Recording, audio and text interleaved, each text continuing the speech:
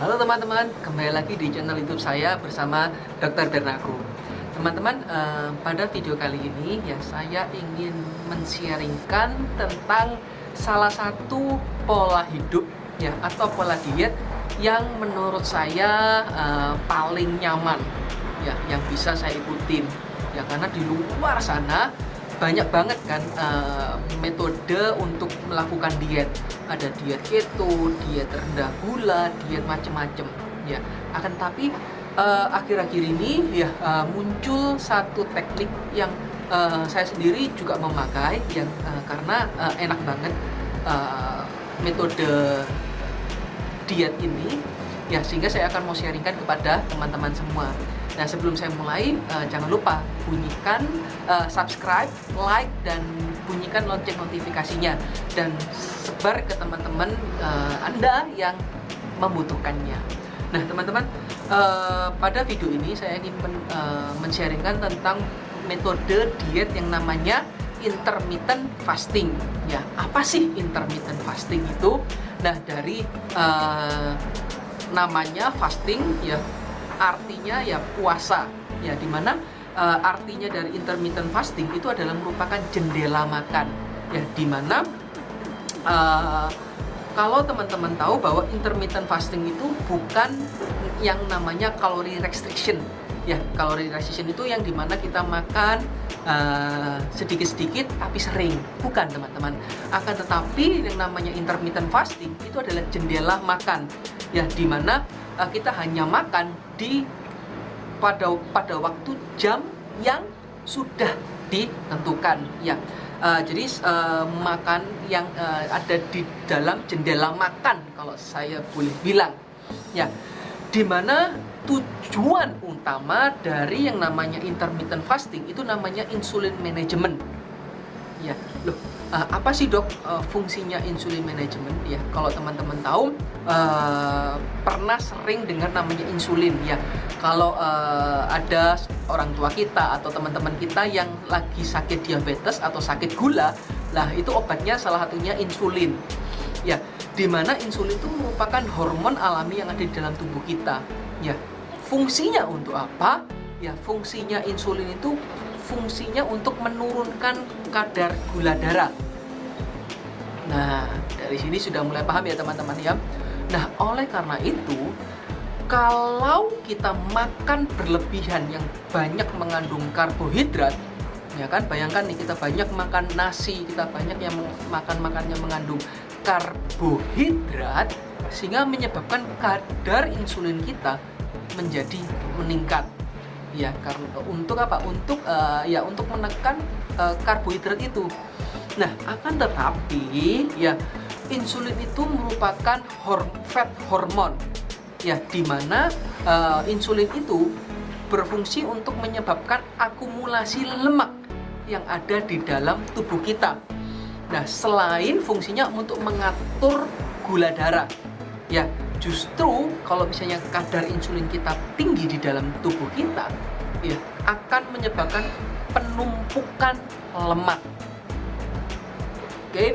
Nah, oleh karena itu, kenapa sih kita harus memanage ya kadar insulin kita? Fungsinya untuk apa? Yang pertama ya, kalau kadar insulin kita tinggi ya kan, ini menyebabkan penumpukan lemak, yang pertama. Yang kedua, kalau insulin kita tinggi, justru lemak itu akan dilindungi oleh insulin itu. Sehingga apa? Sehingga kalau lemak dilindungi sama insulin, menyebabkan lemak itu susah dibakar. Ya kan? Yang ketiga, kalau kadar insulin di dalam tubuh kita tinggi, menyebabkan apa, teman-teman? Menyebabkan kita mudah lapar. Nah, itu ada 3 fungsi penting ya, fungsi yang menurut saya tidak terlalu bagus bagi orang-orang yang diet. Nah, itu. Nah, oleh karena itu, kalau teman-teman tahu, insulin itu diproduksi di dalam pankreas ya, dimana setiap kali kita makan karbohidrat yang tinggi seperti nasi, seperti kopi-kopian yang kekinian yang ada gula-gulanya, seperti roti, pasta, itu menyebabkan kadar karbohidrat yang ada di dalam tubuh kita menjadi tinggi. Nah, pada waktu karbohidrat tinggi, nah disanalah pankreas memproduksi yang namanya insulin. Gunanya untuk apa? Untuk menurunkan kadar gula di dalam tubuh kita. Sehingga apa? Sehingga tubuh kita menjadi bagus. Ya. Oleh karena itu, semakin tinggi kadar karbohidratnya, ya akan semakin tinggi kadar insulinnya, menyebabkan semakin tinggi pula kadar penumpukan lemak yang ada di dalam tubuh. Nah, oleh karena itu, bayangkan nih teman-teman, ya, kalau gaya hidup kita makan dari pagi sampai malam, ya, contohnya kita makan pagi jam 8 atau jam 7 pagi, lalu snack lagi jam 10, lalu jam 2 sore minum kopi yang manis-manis, ya, jam 5 sore makan lagi, jam 7 makan lagi. Ya, ini akan menyebabkan apa? Meskipun makannya sedikit-sedikit, teman-teman, ya, meskipun makannya sedikit-sedikit, akan tetapi insulin terus bekerja selama 15 jam. Ya kan, sehingga menyebabkan fat storing di dalam tubuh kita atau penyimpanan lemak itu terus bekerja sepanjang waktu. Apalagi kalau teman-teman yang tidak memiliki habit olahraga yang keras. Nah, oleh karena itu, ya, intermittent fasting, ya, dan ini sudah diteliti dan ada jurnalnya.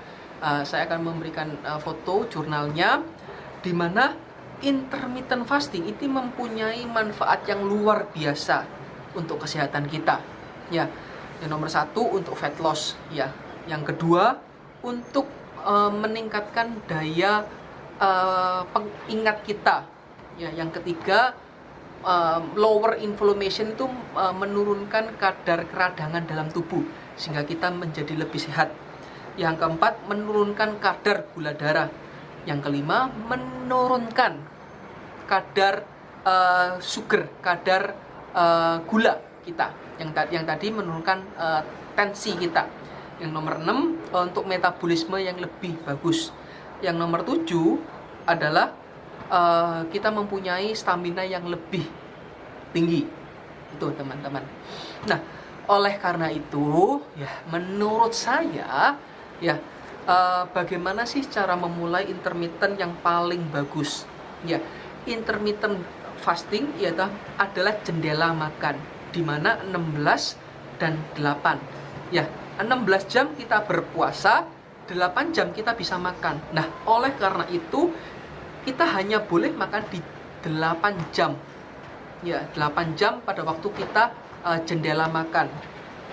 Ya, oleh karena itu pada waktu kita berpuasa, kita benar-benar tidak boleh masuk yang namanya karbohidrat.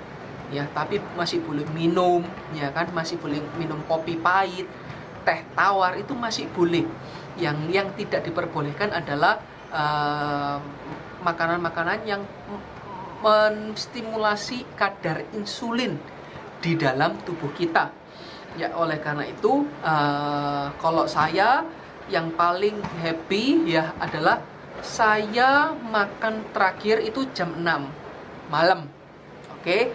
Lalu setelah jam 6 malam saya makan terakhir, ya, saya puasa nih, teman-teman. Baru boleh makan lagi jam 10 siang besoknya.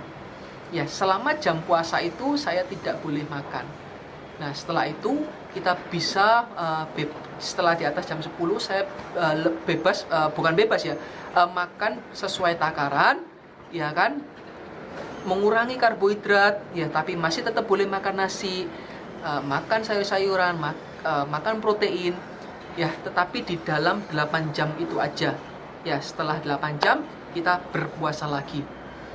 Oke, itu adalah prinsip intermittent fasting. Oke, sekian video dari saya. Kalau teman-teman ingin mencoba, ya, program intermittent fasting ditambah dengan saya punya supplementation selama 45 hari yang bisa membantu mempercepat penurunan berat badan Anda. Ya, dimana yang kalau menurut saya juga pakai, ya, paketan program ini sekitar 6-7 juta. Kalau Anda ingin mencoba program 45 days, ini ya dengan budget sekitar 6 sampai 7 juta, silakan kontak saya ya, saya akan meng-coach Anda secara langsung ya, dan paketan program 6 juta itu sudah ada suplemennya dan konsultasi dengan saya secara langsung. Oke, thank you yang sudah nonton video saya. Sampai jumpa di video saya berikutnya. God bless you all. Bye-bye.